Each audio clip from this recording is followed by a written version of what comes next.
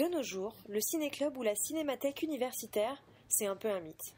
Les étudiants passent devant tous les jours, on leur met des programmes colorés et folichons sous les yeux, mais on a l'impression que jamais personne n'y est vraiment rentré. Pourtant, ça n'a pas toujours été le cas.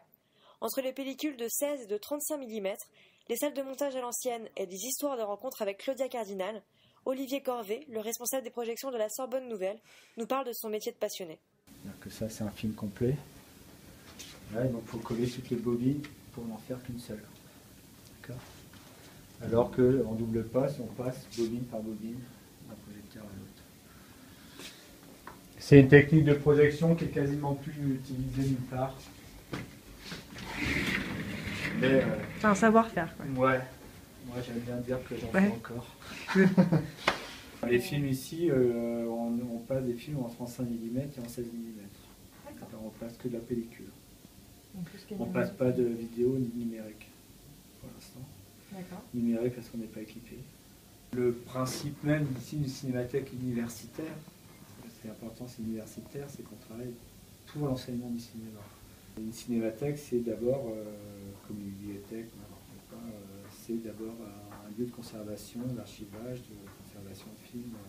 Nous, on va chercher des films, on les collectionne, on les récupère. On a notre fond de film ici.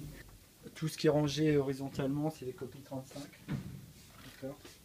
Tout ce qui est vertical, c'est les copies 16. Et donc là, on a une table de montage 16, une table de montage 35. On dit table de montage, parce qu'avant, on faisait du montage dessus. Maintenant, on sert que du table de visionnage.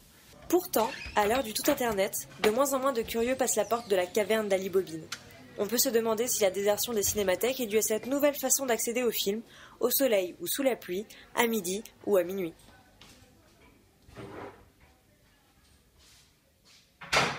On suppose que c'est l'emplacement du futur projecteur numérique.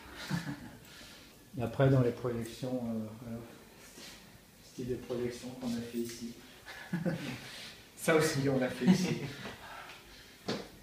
C'est une projection assez rigolote. C'est une des dernières d'avant-première qu'on a fait. On ne fait pas une projection pour gagner de l'argent, on fait des projections pour montrer des films. On a un devoir de mémoire, entre guillemets. Donc c'est un métier de passionné, en fait. Ouais. Je me suis retrouvé à fréquenter la cinémathèque en tant qu'étudiant. Et puis, j'ai sympathisé avec le projectionniste de l'époque. Voilà, sans m'apprendre le métier, mais j'étais très souvent avec lui en fin de compte dans la cabine, c'est comme ça que je l'ai vu travailler. J'ai appris sur le tas.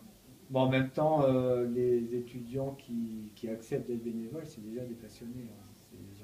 C'est ceux qu'on voit régulièrement, quasiment toutes les séances. Depuis que je suis ici,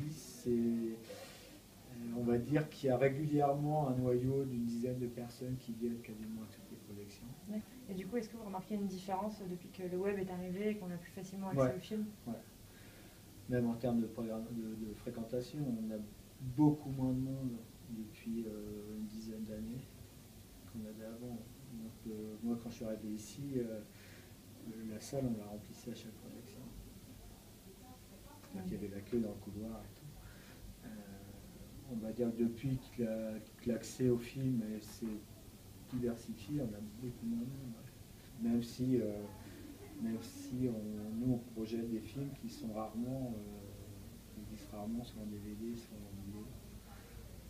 Et c'est en plus le moyen de les voir sur grand écran.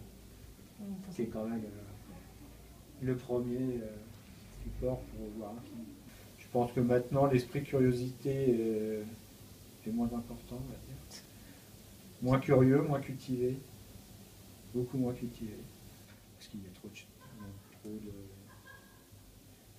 il y a un flux d'images maintenant dans tous les supports, sur informatique, réseaux sociaux, machin et tout. Il y a tellement d'images, elles sont tellement abreuvées d'images que le cinéma, à moins d'être vraiment passionné pour s'intéresser aux choses, ça zappe. Nous, on sert à ça. Entretenir l'histoire du cinéma, pour pas qu'il s'arrête non plus aux années 80. Ça, quand on a fait le centenaire du cinéma italien, par exemple, c'était un prof d'ici, À partir de la Dolce Vita, il a commencé à faire venir des gens qui étaient liés au film. Comme ça, quand il s'est retrouvé avec Claudia Cardinal, Sophia Loren ici, par exemple. Ouais, les frères Tagliani, tout le monde le dit ici. Ouais, c'est surtout qu'on a rencontré des belles personnes ici. Ouais. Quand on lui demande ce que pourraient faire les cinémathèques universitaires pour évoluer et rattraper les étudiants qui s'échappent sur le web, Olivier Corvée nous répond qu'il ne sait pas. Ils ont déjà essayé plusieurs solutions, comme l'animation de débats et l'organisation de rencontres, mais sans succès. Pour lui, l'initiative culturelle des cinémathèques dans les universités peut perdurer, mais seulement pour une poignée d'irréductibles Gaulois.